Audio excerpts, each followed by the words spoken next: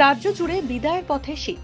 আলিপুর আবহাওয়া দপ্তরের পূর্বাভাস, কলকাতা সহ দক্ষিণবঙ্গে বাড়বে তাপমাত্রা। 12 ফেব্রুয়ারি বৃহস্পতিবার কলকাতার সর্বনিম্ন তাপমাত্রা 16.9 ডিগ্রি সেলসিয়াস থাকার কথা। আগামী কয়েকদিনে পারদ আরও 2 ডিগ্রি পর্যন্ত চড়তে পারে বলে মনে করা হচ্ছে। রবিবারের মধ্যে দিনের বেলা শীত উধাও হওয়ার সম্ভাবনা রয়েছে। মনে করা হচ্ছে উত্তর পশ্চিম ভারতে পরপর 2টি পশ্চিমী ঝঞ্ঝা প্রবেশের কারণে এই বদল। দক্ষিণবঙ্গে আবহাওয়া শুষ্ক থাকবে। উইকেন্ডে সর্বনিম্ন ও সর্বোচ্চ তাপমাত্রা বাড়তে পারে।